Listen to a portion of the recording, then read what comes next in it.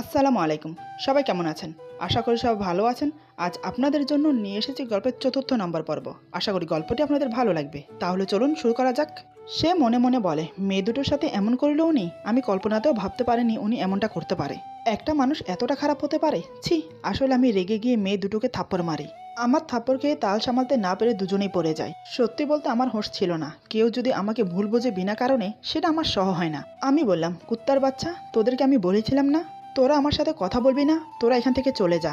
তোদের জন্য ও আমাকে ভুল বুঝলো। তোদের মতো মেয়েকে তো আমি। একম মেয়ে বলে, ওই কুত্তার বাচ্চা, তুই আমাকে থাপ্পড় মারলি? চিনিস তুই আমাকে? এখন যদি আমি চাই তোকে এখানে মেরে ফেলতে পারি। তুই আমাকে চিনিস? আমি কে? আমি বললাম, তুই কে রে? তোর কত শক্তি আছে? যা ফোন দিয়ে ডাক তোর বাপকে, যদি আমাকে কিছু করতে পারে তারপর বলিস। ভাগ এখান থেকে। দ্বিতীয় মেয়ে বলে, আপনি মোটেই কাজটা ঠিক করলেন না, এর জন্য আপনাকে পস্তাতে হবে।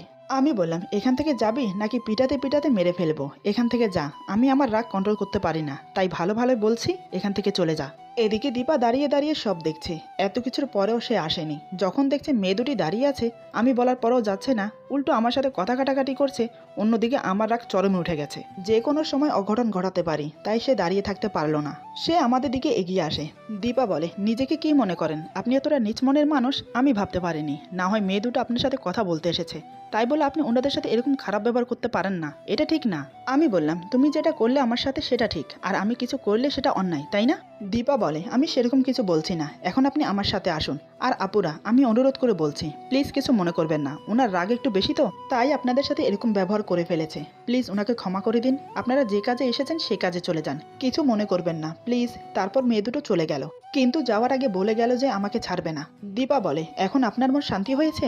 আসুন আমার সাথে। যদি কখনো বিপদে পড়েন তখন কেউ আপনাকে সাহায্য করতে আসবে না, কারণ আপনার এই রাগের কারণে।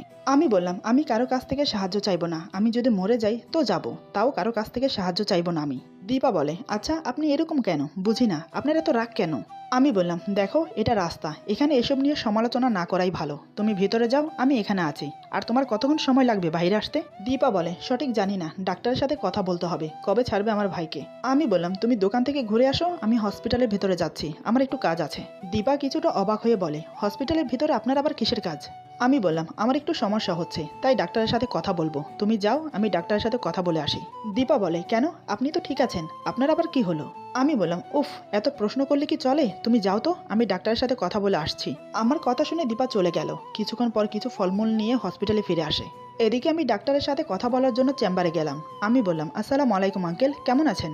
ডক্টর ওমর বলে, এই তো বাবা, ভালো আছি, তুমি কেমন আছো? আমি বললাম, আপনাদের দোয়ায় ভালো আছি আঙ্কেল। আমি কোন ব্যাপারে এসেছি আপনি নিশ্চয়ই বুঝতে পারছেন। ডক্টর ওমর বলে, হ্যাঁ বাবা, তোমার কথা মতো তো সব করলাম, এখন রিলিজ নিয়ে তুমি কথা বলতে চাইছো, তাই তো? আমি বললাম, হ্যাঁ। আপনি কিভাবে বুঝলেন?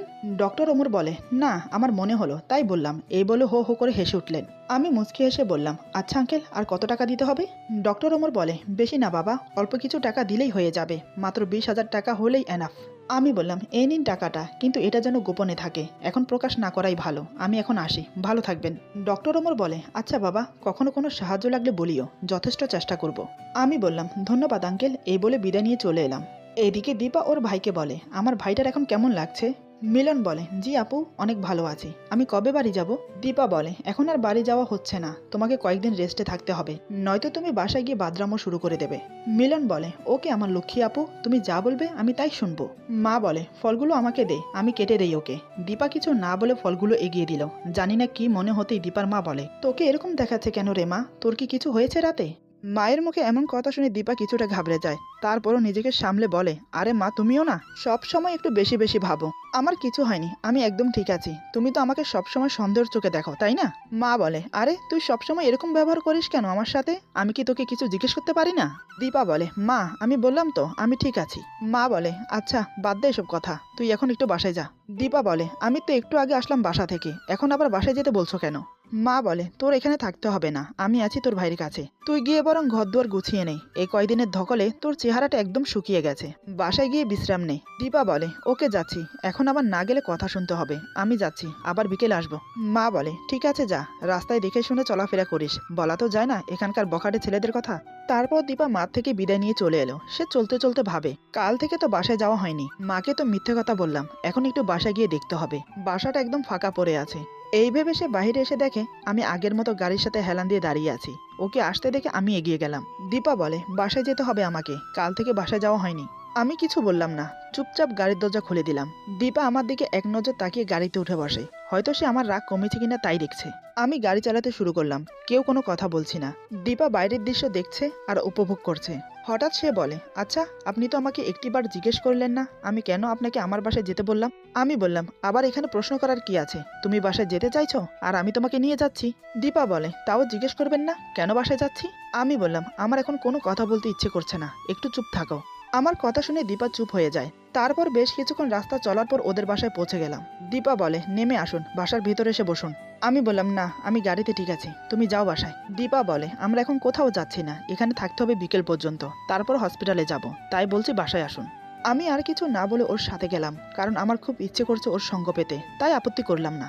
বাসার ভেতরে প্রবেশ করার সাথে সাথে আমি ওকে পেছন থেকে জড়িয়ে ধরলাম। সে বুঝতে পারেনি আমি হঠাৎ এরকম করব। আমার ঠোঁট জোড়া ওর ঘাড়ে গভীরভাবে বসিয়ে দিলাম, তারপর একের পর এক কিস করতে লাগলাম। এক সময় ওকে ঘুরিয়ে আমার ঠোঁট জোড়া দিয়ে ওর ঠোঁট আঁকড়ে ধরলাম। ওর ঠোঁটের স্বাদ আমাকে মাতাল করে দেয়, ইচ্ছে করে সারা দিন সারা রাত এভাবে আঁকড়ে রাখি, ছাড়তে মনই চায় না। এদিকে দীপা অবাক হয়ে তাকিয়ে আছে। সে মনে মনে বলে, ছি এসব কি হচ্ছে, এতক্ষণ তো ভালোই ছিল, এখন আবার কি হলো ওনার। আমি হঠাৎ ওর পেটে হাত বুলাতে থাকি, আমার ছোঁয়ায় দীপা কেঁপে উঠল। দীপা বলে, আপনি ঠিক আছেন তো, এসব কি করছেন। ওর কথা আমার মাথার উপর দিয়ে গেল। আমি কোনো উত্তর দিচ্ছি না, আমি আমার মতো করে ওকে আদর করে যাচ্ছি। এবার দীপার বিরক্ত লাগছে, কিন্তু কিছু বলতেও পারছে না, আবার সইতেও পারছে না। এমন অবস্থায় পড়ে গেছে, না পারছে ধরতে না পারছে ছাড়তে। সে আর সহ করতে না পেরে জোরে একটা ধাক্কা দিল আমাকে। আমি তাল সামালতে না পেরে দেয়ালের সাথে ধাক্কা খাই। এতক্ষণ আমি একটা ঘোরের মাঝে ছিলাম। ওর ধাক্কায় সম্বিত ফিরল।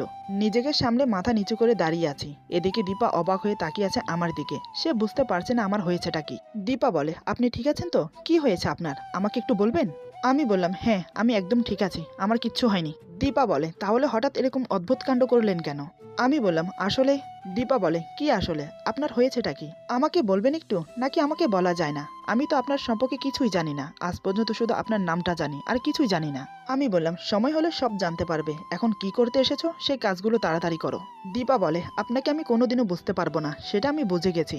আপনি কখন কি করবেন সেটা আমার ধারণার বাইরে, সত্যি বলতে আপনাকে বোঝা বড় দায়।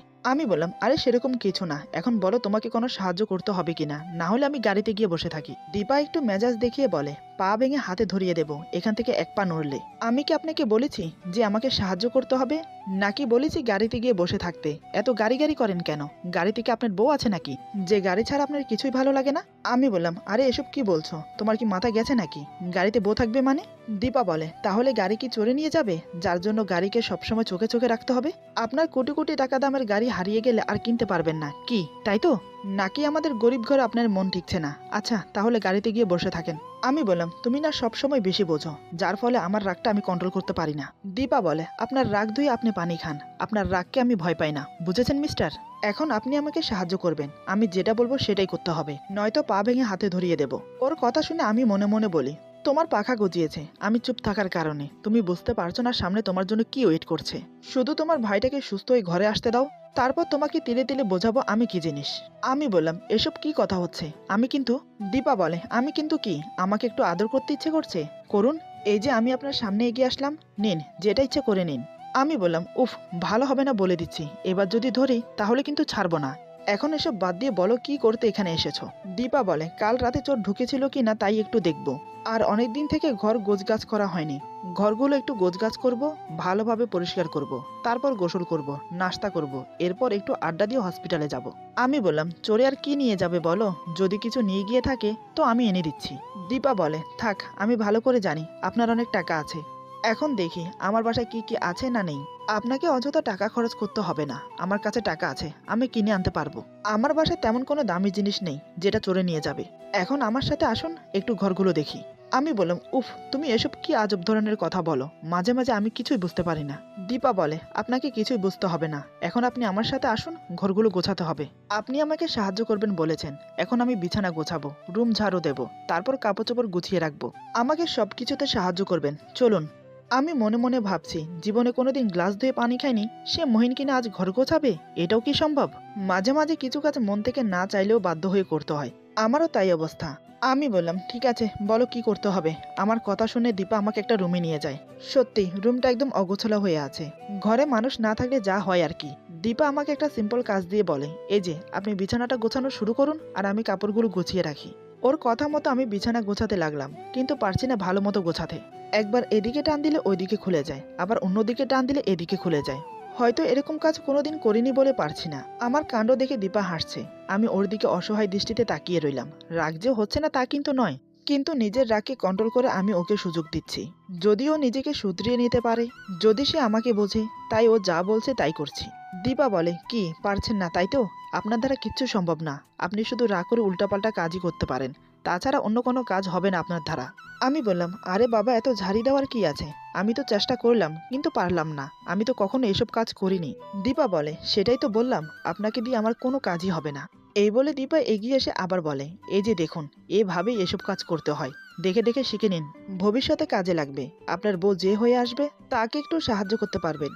আমি বললাম, আমার ভবিষ্যতের বউ মানে? বুঝলাম না কথাটা। দীপা আমার চেহারার দিকে তাকিয়ে বলে, এসব নিয়ে এখন কথা বলতে চাই না। এখন যে কাজের জন্য এসেছি সেটাই করি। ওর কথা শুনে আমি কিছুই বললাম না, কারণ কথা বললে কথা বাড়বে, কাজের কাজ কিছুই হবে না। তারপর ওর সাথে কাজে সাহায্য করতে লাগলাম। একে একে 3টা বেডরুম পরিষ্কার করে গুছিয়ে ফেললাম। অবশ্যই আমি তেমন কিছুই করিনি, সব দীপা করেছে। মেয়েটা যেমন সুন্দর, তার হাতের কাজগুলোও নিখুঁত। ছোট ছোট রুমগুলোকে কি সুন্দর পরিপাটি করে সাজিয়ে ফেলেছে। সব রুম গোছগাছ করে দুজনেই প্রায় ক্লান্ত হয়ে গেছি। তাই শেষের রুমটা ভালো করে গোছানোর পর দুজন বিছানায় গা এলিয়ে দিলাম। বিছানায় শুয়ে দুজনেই জোরে জোরে নিঃশ্বাস নিচ্ছি। দীপা হঠাৎ করে আমার দিকে আর চোখে তাকায়, দেখে আমি হাঁ করে ওর দিকে তাকিয়ে আছি। সে বুঝতে পারলো না এভাবে তাকিয়ে থাকার কারণ কি। হঠাৎ করে দেখলো ওর বুকে ওড়না নেই। আসলে জামার গলা বড় হওয়ার কারণে ওর বুকের প্রায় অর্ধেক অংশ বেরিয়ে আছে। ওর বুকের গভীরতায় আমার চোখ আটকে গিয়েছিল। সেটা সে বুঝতে পেরে তাড়াহুড়ো করে ওড়না ঠিক করে। তারপর আমার মাথায় আলতো করে টোকা মারে। আমি বললাম, উফ, এটা কি হলো? আমি তোমাকে এত সাহায্য করলাম, তার বদলে অন্য কিছু না দিয়ে মারছো? এটা কিন্তু ঠিক হলো না। দীপা বলে, আপনি অন্য কিছুর যোগ্য না, শুধু মার খাওয়ার যোগ্য। কাজের সময় অন্য চিন্তা ভাবনা। আমি বললাম, এখন আবার কি করতে হবে? দীপা বলে, কেন হাঁপিয়ে গেছেন নাকি? আপনি না পুরুষ, আসলে আপনাকে দিয়ে কোনো কাজ হবে না, বুঝলেন? আমি একটু রেগে গিয়ে বললাম, মানে কি বোঝাতে চাইছো তুমি? দীপা মুচকি হেসে বলে, কচু। আমি রাগে লুক নিয়ে ওর দিকে তাকিয়ে আছি। দীপা বলে, এই না না, এখন রেগে আবার কিছু করবেন না। আমি বললাম, কেন, করলে কি হবে? দীপা বলে, প্লিজ না। আমি বললাম, আরে এমন ভয় পাচ্ছ কেন? আমি তো এখনো কিছু করিনি। তাহলে? দীপা বলে, কারণ আপনাকে বিশ্বাস নেই। কখন কি করে বসেন আপনি নিজেও জানেন না। দেখুন, এখন এসব কিছু হচ্ছে না, তাড়াতাড়ি উঠুন, বাকি কাজগুলো সেরে ফেলি। আমি বললাম, উফ, সবসময় এত কাজ কাজ করলে কি চলে? দীপা বলে, না, সারাদিন আপনার সাথে আমি রোমাঞ্চ করি, তাহলে সুন্দর চলবে, তাই না? আমি বললাম, তুমি এত আনরোমান্টিক কেন বলো তো? আমার মতো রোমান্টিক হতে পারো না? দীপা বলে, আমার আর খেয়ে দিয়ে কোনো কাজ নেই, রোমান্টিক হব আমি? আপনি থাকুন আপনার মতো, বেয়াদব। কথাটা বলে জিভে কামড় দিয়ে মনে মনে বলে, এই রে, এটা আমি কি বলে ফেললাম? আমি ওর কথার কোনো প্রত্যুত্তর না করে বললাম, আচ্ছা তাহলে যাও, তুমি তোমার কাজগুলো সেরে আসো। আমি একটু রেস্ট নেই, আমার কিছু ভালো লাগছে না। দীপা বলে, একা একা শুয়ে থাকলে আরো খারাপ লাগবে। এর থেকে ভালো আপনি আমার সাথে আসুন, দুজনে গল্প করতে করতে কাজগুলো করব। আমারও কাজ করতে ভালো লাগবে, আর আপনারও খারাপ মনটা ভালো হয়ে যাবে। আমি বললাম, আমার মন খারাপ তাতে তোমার সমস্যা কি? আমার মন খারাপ থাক, তাই ভালো। তুমি তো সেটাই চাও, আমি তোমার সাথে কথা না বলি বা তোমাকে ডিস্টার্ব না করি। তুমি এটাই তো চাও, তাই না? দীপা বলে, দেখুন, এরকম ছোট বাচ্চার মতো বারবার ঝগড়া করবেন না আমার সাথে, প্লিজ। আমি বললাম, নিজে ছোট বাচ্চা, আবার আমাকে বলে ছোট বাচ্চা। দীপা বলে, আমাকে কোন দিক থেকে ছোট বাচ্চা মনে হয় বলুন তো? আমি বললাম, তাহলে আমাকে তোমার কোন দিক থেকে ছোট বাচ্চা মনে হয়? দীপা বলে, উফ, আপনি এত ঝগড়া শিখেছেন কোত্থেকে? আমার কাছে খুব মজা লাগছে ওকে রাগাতে। আমি বললাম, তোমার থেকেই শিখেছি আস্তে আস্তে, বুঝেছো ম্যাডাম? দীপা বলে, আমি কখন আপনাকে ঝগড়া শিখালাম? ঠিক আছে, আপনি যখন বলছেন আমি আপনাকে ঝগড়া শিখিয়েছি, তাহলে আমি আপনার শিক্ষক, তাই আমাকে সম্মান দেওয়া উচিত। আমি বললাম, আচ্ছা ম্যাডাম, দেব, অনেক অনেক সম্মান দেব। এখন চলো, এরকম ঝগড়া করতে থাকলে তোমার বাসার কাজ কিছুই হবে না। এরপর আমরা দুজন খুনসুটির সাথে সাথে বাসার সম্পূর্ণ কাজ শেষ করি। ঘর তো পরিষ্কার করলাম, কিন্তু এখন পড়লাম আরেক সমস্যায়। ঘর পরিষ্কার করতে করতে জামা কাপড় নোংরা হয়ে গেছে। এখন গোসল না করলেই হচ্ছে না। গোসল করা কোনো সমস্যা না, সমস্যা হলো আমি টিউবওয়েলে গোসল করতে পারি না, কোনোদিন করিও নি। দীপাকে বলতে সে টেনশনে পড়ে গেল। সে মনে মনে বলে, হে আল্লাহ, এ কোন মহাবিপদে ফেললে আমাকে। এত বড় মানুষ বলে কিভাবে গোসল করতে হয় তা নাকি জানে না। মনটা চাইতেছে মাথায় তুলে একটা আছাড় দিয়ে মেরে ফেলি, সব ঝামেলা তাহলে এখানেই শেষ হয়ে যেত। কিন্তু দুঃখের বিষয় হলো, আমার অতটা শক্তি নেই যে ওনাকে মাথার উপর তুলে নিচে ফেলে দেব। দীপা বলে, আচ্ছা আপনি এত বড় হয়েছেন কিভাবে বলুন তো, আমি একটু শুনি। আমি বললাম, কি আজব মার্কা প্রশ্ন করছো? তুমি যেভাবে বড় হয়েছো দিনে দিনে, আমিও ঠিক সেভাবেই বড় হয়েছি। দীপা বলে, তাহলে আমি টিউবওয়েলে গোসল করতে পারলে আপনি পারেন না কেন? আমি বললাম, সেটা আমাকে জিজ্ঞেস না করে আমার আম্মুকে জিজ্ঞেস করো গিয়ে। দীপা বলে, মানে? আমি বললাম, আমার আম্মু কখনো আমাকে টিউবওয়েলে গোসল করায়নি। আমি বড় হয়েছি, টিউবওয়েলে কোনোদিন গোসল করিনি। আর বুঝিয়ে বলতে হবে? দীপা বলে, ওমর আল্লাহ, তুমি উপর থেকে দড়ি ফালাও, আমি এখান থেকে উপরে উঠে যাই। আমি বললাম, এমন করছো কেন? দীপা বলে, সব বাদ দিন, আমি বালতি ভরে দিচ্ছি, আপনি গোসল করে নিন। আমি বললাম, আমার দ্বারা হবে না। দীপা উপায়ন্তর না পেয়ে বলে, ঠিক আছে, আপনি বসুন, আমি করিয়ে দিচ্ছি। আমিও কোনো কথা না বলে বসে পড়লাম, কারণ গোসল করাটা খুবই জরুরি ছিল। নোংরা শরীর আর নোংরা কাপড় চোপড় নিয়ে থাকা আমার পক্ষে সম্ভব ছিল না। তারপর দীপা অনেক কষ্ট করে বালতিতে পানি তুলে আমাকে গোসল করিয়ে দিল। দীপা এই প্রথম কোনো পুরুষ মানুষকে গোসল করালো। লজ্জা লজ্জা লাগছিল ওর, কিন্তু কিছু করার ছিল না। লজ্জার মাথা খেয়ে গোসলটা করিয়ে দিল আমাকে। দীপা বলে, এই যে আপনার গোসল করানো শেষ, আপনি এখন রুমে গিয়ে জামা কাপড় পরে নিন, আমি এখন গোসল করব। আমি বললাম, এটা আবার কেমন কথা? তুমি আমার গোসল করানো দেখলে আর আমি তোমার গোসল করা দেখবো না, এটা কেমন কথা? আমার কথা শুনে দীপা জোরে চেঁচিয়ে বলে, কি? আমি বললাম, এত চিৎকার করার কি আছে? আমি তো সাধারণ একটা কথা বললাম, তার জন্য এত রেগে যাবারই বা কি আছে? দীপা বলে, আপনার কাছে খুব সাধারণ মনে হচ্ছে, কিন্তু আমার কাছে অনেক কঠিন মনে হচ্ছে, তাই আমি চিৎকার করছি। কিন্তু আপনি এখন বাইরে যান, এটাই ফাইনাল। আমি বললাম, যদি বাইরে না যাই তাহলে? দীপা বলে, প্লিজ, আমি আপনার পায়ে পড়ি, আপনি এখন বাইরে যান, আমাকে শান্তি মতন গোসল করতে দিন। আমি বললাম, আমি বাইরে যাচ্ছি না, তবে যেতে পারি, আমার একটা শর্ত আছে, যদি শর্ত পালন করো তাহলে বাইরে যাব আমি। দীপা বলে, উফ, এখন আবার কিসের শর্ত লাগাবেন? আচ্ছা বলুন, শুনি। যদি মনের মতন হয় তাহলে মানবো, না হলে আজকে গোসল করব না। আমি বললাম, আমাকে একটা চুমু দিতে হবে, এবং এটা দিতে হবে আমার ঠোঁটে। দীপা বলে, না, এটা আমার পক্ষে কখনোই সম্ভব হবে না, এর থেকে আমি গোসল না করি সেটাই ভালো, চলুন বাইরে চলুন। আমি বললাম, যদি গোসল না করো তাহলে 5টা চুমু দিতে হবে। দীপা আবার চেঁচিয়ে বলে, কি? আমি বললাম, জি। দীপা বলে, এটা কেমন কথা? গোসল করলে একটা আর গোসল না করলে 5টা? আজব ধরনের কথাবার্তা বাদ দিয়ে আপনি এখান থেকে চলে যান। আমি বললাম, আমি কোথাও যাচ্ছি না, এখন যদি রাজি থাকো তো বলো, কোনটা করবে, তোমার ইচ্ছা, একটা না 5টা? দীপা মনে মনে বলে, উফ, কি মহা জ্বালায় পড়লাম রে বাবা, এরকম মানুষ আমি জীবনে কখনো দেখিনি। আমি বললাম, এত কি ভাবছো, কোনটা করবে? দীপা বলে, ঠিক আছে, আমি শুধু একটা চুমু দেব, চুমু দেবার পরে কিন্তু আমার দিকে না তাকিয়ে বাইরে চলে যেতে হবে। আমি বললাম, ওকে। আমি মুখে ওকে বললেও মনে মনে ভাবছি, শুধু একবার তুমি কিস করো, তারপর তোমাকে দেখাচ্ছি মজা। এদিকে দীপার খুব লজ্জা করছে আমাকে চুমু দিতে, তারপরও লজ্জা শরমের মাথা খেয়ে আমার ঠোঁটে ওর ঠোঁট ডুবিয়ে দিল। কিন্তু ওর কাছে কেমন জানি একটা অনুভূতি ফিল হচ্ছে, এর আগে এটা কখনো ফিল হয়নি, আজকে কেন জানি হচ্ছে। এদিকে আমি ওর কোমর ধরে নিজের কাছে টেনে নিয়েছি, ওর চুলের মুঠি শক্ত করে ধরে চেপে ধরেছি, যাতে সহজে ছাড়াতে না পারে। এভাবে প্রায় কয়েক মিনিট কেটে গেল। যখন দেখলো আমার হাতের চাপ হালকা হয়ে এসেছে, তখন সে ঝটপট আমার থেকে নিজেকে ছাড়িয়ে অন্যদিকে ফিরে দাঁড়িয়ে রইল। আমি একটা মুচকি হাসি দিয়ে চলে এলাম। তারপর দীপা গোসল শেষ করে বাইরে আসে। বাইরে এসে দেখে আমি সবকিছু পরে রেডি হয়ে আছি, হয়তো এখন যাওয়ার জন্য রেডি হয়েছি। দীপা বলে, এই, আপনি তো সবকিছু পরে রেডি হয়েছেন, কোথাও যাচ্ছেন নাকি? আমি বললাম, কোথাও যাচ্ছি মানে, তুমি যাচ্ছ না? দীপা বলে, এইমাত্র গোসল শেষ করলাম, কিছু খাওয়া দাওয়া করি, তারপর একটু রেস্ট নিয়ে না হয় যাওয়া যাবে। আমি বললাম, আজকে বাসায় কোনো খাওয়া দাওয়া হচ্ছে না, আমরা রেস্টুরেন্টে গিয়ে খেয়ে নেব, তাড়াতাড়ি রেডি হয়ে আসো। দীপা বলে, এই, না না, টাকা খরচ করার কি দরকার, আমরা তো বাসায় রান্না করে খেতে পারি, তাই না? আমি বললাম, টাকা খরচ করার কি দরকার, তাই না? দীপা আমার চেহারার দিকে তাকিয়ে বলে, আচ্ছা ঠিক আছে, আমি রেডি হয়ে আসছি, আপনি একটু বসুন। আমি বললাম, একটু তাড়াতাড়ি করো। দীপা বলে, তাড়াতাড়ি রেডি হওয়ার জন্য তো আগে যেতে হবে, রুমে না গিয়ে কিভাবে তাড়াতাড়ি করব? আমি বললাম, তো এখনো দাঁড়িয়ে আছো কেন, যাও। দীপা মনে মনে বলে, এখন কিছু বললেই ঝগড়া হয়ে যাবে, এমনি তো আজ ঝগড়া করার কোনো ইচ্ছে নেই আমার, তাই যেমনটা আছে তেমনটাই থাকা ভালো। তারপর সে চলে গেল রুমে কাপড় চেঞ্জ করতে। নীল রঙের একটা সালোয়ার কামিজ পরলো, কপালে টিপ দিল, খুব হালকাভাবে সেজে রুম থেকে বেরিয়ে আসলো। দীপা ওন্না ঠিক করতে করতে বলে, আমি রেডি, চলুন। এতক্ষণ আমি মোবাইলে বিজি ছিলাম, তাই দীপাকে খেয়াল করিনি। হঠাৎ ওর কথায় ওর দিকে তাকালাম, তাকাতেই আমার চক্ষু চরক কাজ, আমি কোন দীপাকে দেখছি? এত সুন্দর কোনো মনুষ্য হতে পারে? এর আগে ওকে দেখিনি এমনটা কিন্তু না, 3 দিন ধরে ওকে দেখছি। মেকআপহীন চেহারা, চুলগুলো উস্কো খুস্কো, একদম সাধারণ একটা মেয়ে। না, ওকে সাধারণ বলা ভুল হবে। যে মাহিনকে আজ পর্যন্ত কেউ কাবু করতে পারেনি, এই মেয়ে এক রাতেই শুধু 2 ঘন্টার সময়ের মধ্যে আমাকে কাবু করেছে। ওর চেহারায় আলাদা একটা মায়া আছে, যে মায়ায় আমি পড়েছিলাম, তা না হলে আমার লাইফে অনেক মেয়ে এসেছে, কিন্তু আমি কাউকে পাত্তা দেইনি।